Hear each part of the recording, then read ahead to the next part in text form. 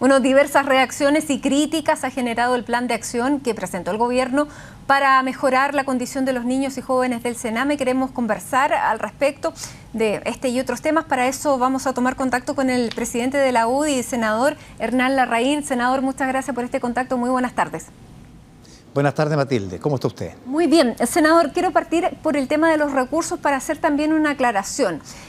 La presidenta ha anunciado 2.500 millones de pesos de recursos frescos, pero anuncia para el próximo año 16.500 millones en recursos adicionales. ¿Eso es lo que estaba contemplado en el presupuesto o es una cifra nueva? Mire, nosotros entendemos que el presupuesto tiene un incremento para el Sename del 6,5, 6,6% respecto del presupuesto de este año, para el próximo. Que es un porcentaje bastante menor en lo que se ha incrementado en los años anteriores. Y a eso se le agregan los 2.500 millones que corresponde aproximadamente al 1% del presupuesto anual del Sename. Es decir, es una cifra pequeña. Yo creo que el tamaño del problema del Sename exige un esfuerzo muchísimo mayor. Por eso que hemos dicho que esta propuesta es insuficiente y por tanto debemos hacer un esfuerzo mayor para avanzar en resolver este tema de una manera más clara, para que hacia el futuro no se repita lo que ha pasado en estos últimos años. Senador, con las nuevas cifras, ¿a cuánto asciende la subvención por niño? Que veíamos que era de aproximadamente un poco más de 200.000 pesos mensuales y que se contrastaba con la cifra de los 600.000 pesos que cuesta cada arreo. No tengo la cifra exacta, pero es un incremento muy marginal. No creo que llegue a 215 y por lo tanto sigue siendo una cifra muy baja en atención. Cuestión que nosotros hemos hecho presente una y otra vez. Pero creo que este no es solamente, Matilde, un problema económico, es un problema de diseño institucional y por eso que la presidenta cuando anuncia hoy día el envío de un proyecto de ley o un sistema de protección a la niñez, estamos haciendo de nuevo algo tardío. Hay un proyecto de ley que hace la división del Sename en dos instituciones, que está hace 30 meses, 31, desde que empezó este gobierno, congelado en el Congreso porque el gobierno no lo ha querido impulsar. Y eso no es sano, porque pareciera que los problemas se habrían descubierto hoy día. Los problemas vienen de antes, pero es este gobierno el que no le ha asignado prioridad. Y por eso, si bien es probablemente acertado el contenido de la iniciativa, es tardío. Y yo creo que están tratando de evitar hacerse cargo del mea culpa y de las responsabilidades que tiene el gobierno en no haber avanzado y haberse hecho cargo de este problema con anticipación. Yo creo que de todas las palabras de la presidenta, yo eché de menos eso, eché de menos un mea culpa, un reconocimiento de que no le han dado prioridad a este tema, habiendo un proyecto de ley en el Congreso y luego de las múltiples denuncias, recién ahora empezar a tomar iniciativa apurado y a última hora. Claro. Ella dice, senador, que claro, que hace un cierto mea culpa al decir que el Estado no ha sido lo suficientemente diligente con los menores, y en esa línea usted ha dicho que esto es una violación a los derechos humanos de los niños. ¿Qué acción van a tomar respecto a esta declaración también? Mire, yo creo que respecto de lo que ha ocurrido hay que enfrentarlo con todo el dramatismo que tiene. No cabe la menor duda de que estos hechos constituyen la mayor violación a los derechos humanos que ha ocurrido en democracia, al menos desde el retorno a ella en 1990. Esto es realmente insólito. Aquí hay más de 1.300 niños que han perdido su vida de distintas formas, sin la protección que el Estado les debió haber dado. Y aquí es el Estado entonces, es el que es responsable de esas muertes. No sé si Pedro, Juan o Diego, no sé si esta persona o la otra, pero lo cierto es que hay una responsabilidad del Estado. Y solo estamos hablando de las personas que han fallecido. No estamos hablando de las personas que han sido agredidas, las personas que han tenido premios ilegítimos, las personas que han sido abusadas sexualmente, han perdido su derecho, su libertad sexual. Hay mucho que investigar en esta situación. Entonces, una cosa es lo que hacemos de cara al futuro, con un sistema de protección de la niñez que funcione, con recursos, con la división del Sename, con todo eso. Pero nosotros, ante esta situación, estamos pidiéndole al gobierno, y he conversado recién, hace una hora, con el ministro del Interior, Mario Fernández, para conversar sobre la creación de una comisión de verdad, justicia, reparación, o como se quiera llamar, que pueda investigar estos hechos. porque nosotros no nos podemos quedar indiferentes frente a esta realidad. Cuando han ocurrido cuestiones de esta gravedad en el pasado, se crearon comisiones como la Comisión Rettig o la Comisión Walech, que permitieron esclarecer la verdad de esos hechos y hacer justicia. Yo creo que nosotros debemos seguir el mismo camino. Aquí, y no es una cuestión de un gobierno, es una cuestión probablemente de varios gobiernos, en donde se han cometido estos hechos, en donde ha habido trato cruel, inhumano y degradante para los niños, en donde han habido muertes de niños inexplicables.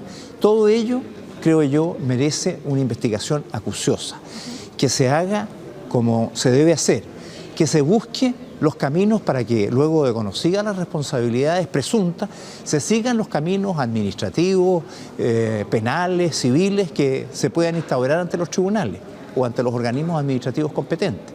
Y que también se piense que aquí hay niños y familias, porque aquí hay familias que han entregado a sus menores en situación irregular, y por tanto yo creo que también merecen una reparación como se ha hecho en casos similares. Usted hablaba con el ministro del Interior sobre esto y incluso usted planteó en otro medio que pensaba en nombres de presidencia para esta comisión como el sacerdote jesuita Fernando Montes o el abogado José Salaquet.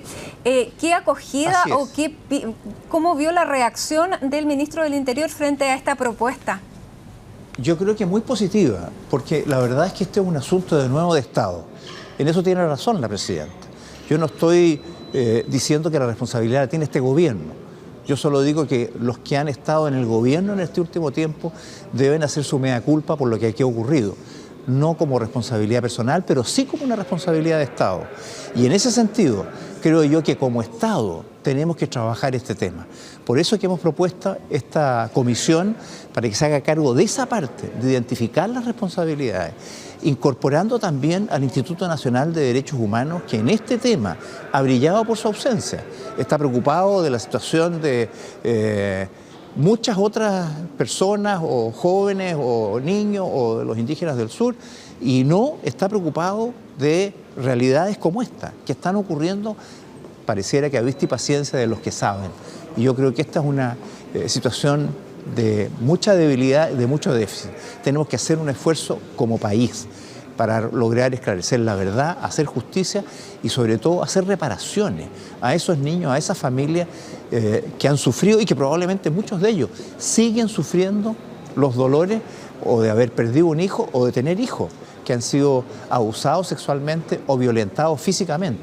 Es un tema gravísimo, a mí me produce un dolor enorme, como a todos. Yo creo que aquí hay que mirar esto con altura y no con una perspectiva política contingente. Las violaciones a los derechos humanos no tienen color político, son simplemente inaceptables y tenemos todos que reaccionar para corregir estos hechos y para que de nuevo nunca más se vuelvan a cometer, ni en ese espacio ni en otro, en donde probablemente todavía también están ocurriendo, como ocurre en el ambiente de gendarmería y cárceles, donde yo creo que hay presos que sufren tratos crueles, inhumanos y degradantes, como lo ha dicho una ministra de la Corte Suprema en su informe respecto de las visitas carcelarias, o como ocurre en muchos hogares de ancianos, donde también ocurren situaciones similares con algunos abuelitos que no tienen el trato digno que merecen y probablemente tienen distintos tipos de abusos que también deben ser corregidos. No podemos ser indiferentes a esta situación. Senador, ¿y cómo se hace cargo usted desde su rol de legislador frente a estas propuestas? Porque muchas de ellas, y usted lo decía, han estado vegetando en el Congreso por mucho tiempo. Claro, la celeridad la pone el gobierno, pero ¿hay también la disposición de ustedes para legislar con celeridad, por ejemplo, separando los roles de la protección de menores con los jóvenes infractores de ley, que es una cosa de la que se viene hablando hace años? Así es, absolutamente. A mí me ha llamado la atención que esto no haya avanzado, que se haya perfeccionado. A lo mejor el proyecto que presentó el presidente Piñera no era lo óptimo, no lo sé. Creo yo que era un buen proyecto, pero si a alguien no le gustó, podía haberlo corregido en la marcha, en el proceso, y no se ha hecho. Y yo creo que la necesidad de diferenciar el trato respecto de menores que están en situación irregular, con distintos tipos de dificultades, versus menores que son infractores de ley, que tienen otro tipo de conflicto y que requieren ambos tratamientos diferentes, tratamientos psicológicos, psiquiátricos, reeducación, rehabilitación, que no siguen las mismas aguas porque no tienen los mismos tipos de problemas. exigen obviamente instituciones separadas, instituciones distintas con autoridades diferentes, con presupuestos propios y con toda una metodología de trabajo que se haga también de una manera distinta. Senador. Y adicionalmente, lo otro que ha ocurrido es que el sistema penal juvenil, el sistema penal que regula la situación de los adolescentes, tampoco ha sido corregido como se ha planteado. Nosotros hicimos en el Congreso, a propósito de iniciativa, cuando yo era presidente de la Comisión de Constitución, hace no muchos años atrás, hicimos una evaluación completa de todos los sectores y con la unanimidad de nuestra comisión, que fue aprobado por unanimidad por todo el Senado, para corregir la legislación penal juvenil. Hasta el día de hoy no se hace nada. Entonces, yo creo que le damos a veces mucha prioridad a temas secundarios y nos olvidamos de temas como este que son centrales. Senador, la última pregunta, nos queda un minuto. Se está votando la elección directa de gobernadores. ¿Cómo votó usted o no ha votado todavía? No he votado todavía no se ha abierto la votación, estamos en el debate. Yo personalmente creo que es un muy mal proyecto porque no se trata solo de la elección de un intendente. Yo creo que eso en sí mismo ya fue votado y aprobado en la idea de legislar, sino que el diseño que lleva la futura estructura regional. Aquí se está planteando la creación de un gobernador regional que va a ser elegido por la gente, pero que no tiene atribuciones. Y se va a mantener un secretario presidencial que va a tener prácticamente todas las atribuciones del actual intendente, que es designado por el gobierno. Es decir, el que representa a la gente, el que tiene el apoyo popular, no tiene poder. Y el otro, en cambio, que es el que representa al presidente, mantiene y conserva todo el poder. Eso va a hacer que las regiones sean ingobernables y que los gobernadores elegidos por la gente van a experimentar una tremenda frustración, porque cuando la gente le vaya a pedir, oiga, resuelve este problema, dije, no, tiene que ir a la otra esquina. Oiga, pero está la crema aquí por la inundación, ¿qué pasó? No, vaya a ver al delegado. Bueno, ¿y usted para qué sirve? Como relacionador público, como vocero, a presidir el Consejo Regional, pero no tiene atribuciones. Y va a ser un conflicto permanente. Nosotros lo que le hemos pedido al gobierno es que diseñemos las atribuciones que va a tener simultáneamente con la elección, porque nos va a volver a pasar lo que ocurrió con los CORE. Los elegimos a los CORE, a los consejeros regionales, y hoy día están sentados con la enorme frustración de que no tienen atribuciones para poder avanzar. Senador, lo último, porque lo conocimos durante la tarde, cerca de las 4 de la tarde, que la Corte de Apelaciones de Santiago le dio la libertad condicional a Raúl Iturriaga Neumann, ex subdirector de la DINA, por haber cumplido algunas condiciones carcelarias. ¿Qué opina usted de esta libertad condicional que se le ha dado? Bueno, a mí me parece que las personas que han perdido la libertad y que cumplen con los requisitos para obtener su libertad condicional tienen el derecho a ello. Me parece que eso forma parte del proceso y no veo por qué algunos podrían tener derecho a eso y otros no. Los que cumplen con los requisitos y las exigencias de la ley y de los organismos administrativos que tutelan esa situación son los que dirimen este aspecto y por lo tanto me parece que tiene que proceder, porque de lo contrario habría una discriminación respecto de quienes cumpliendo los mismos requisitos, unos sí tienen derecho a la libertad y otros no. ¿Y qué pasa con los delitos de lesa humanidad? ¿Son iguales a los delitos comunes? Porque aquí se está aplicando la misma vara. Lo que pasa es que en Chile los delitos de lesa humanidad fueron establecidos como tales por una ley que se aprobó el año 2007-2008, una ley de la cual por lo demás yo soy coautor, soy uno de los 5 senadores que la propusimos. Y por tanto, quienes han sido condenados antes de esa situación o por hechos acaecidos antes de esa situación no han sido condenados previamente por delitos de lesa humanidad. En consecuencia, no se les aplica esa legislación, sino que el derecho común. Muy bien. Senador Hernán Larraín, muchas gracias por este contacto hasta ahora con CNN Chile. Buenas tardes.